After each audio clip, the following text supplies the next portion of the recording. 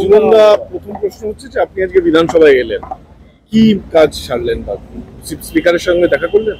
হ্যাঁ, আমাদের অনারেবল স্পিকারের সঙ্গে দেখা করলাম। যেগুলো নিয়ম নীতি আছে সমস্ত কিছু, বেল অর্ডার এবং যেগুলো কাগজপত্র সব জমা করলাম। আমাদের অনারেবল সুপ্রিম কোর্ট যে নির্দেশ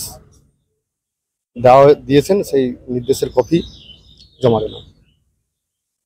দ্বিতীয় কথা হচ্ছে, আমাদের মনে আছে যখন এই আপনাকে গ্রেফতারি ঘিরে যে ঘটনা ঘটেছিল, সেখানে কুকুর ছেঁচে মোবাইল তোলা হচ্ছে, আপনি মোবাইল ছুঁড়ে ফেলে দিয়েছিলেন, এই নিয়ে একটা ব্যাপক আলোড়ন তৈরি হয়েছিল। আজকে আপনি জামিন পেয়ে এসেছেন, এই ব্যাপারে কিছু বলবেন? দেখুন, সমস্ত বিষয়টা এখন কোর্টের বিচারাধীন।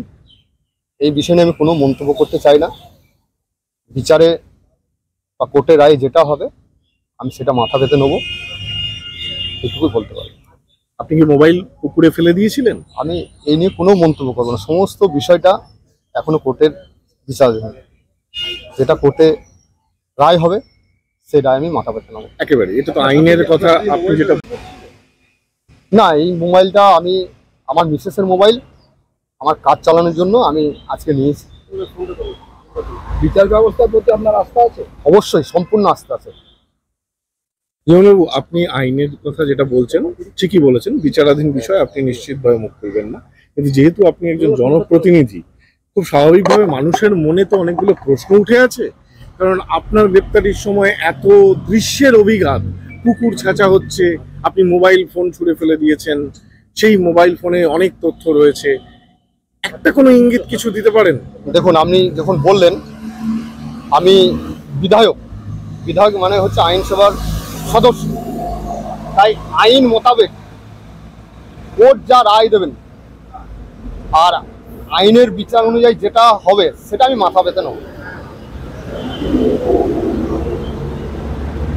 মোবাইল বিষয়টা নিয়ে কিছু বলতে পারেন? আমি এই বিষয় নিয়ে কিছু বলবো না। সম্পূর্ণ ব্যাপারটা এখন কোর্টের বিচারাধীন। কোর্ট যা রায় দেবে সেটাই মাথা পেতে নেব। আপনি কি রাজনৈতিক প্রতিহিংসার শিকার? সেটা সময় কথা বলবে, সময়ে সব ক্রমশ প্রকাশ পাবে। আপনার বিরুদ্ধে ওটা দুর্নীতির সঙ্গে জড়িয়ে থাকার অভিযোগ কতটা সত্যি?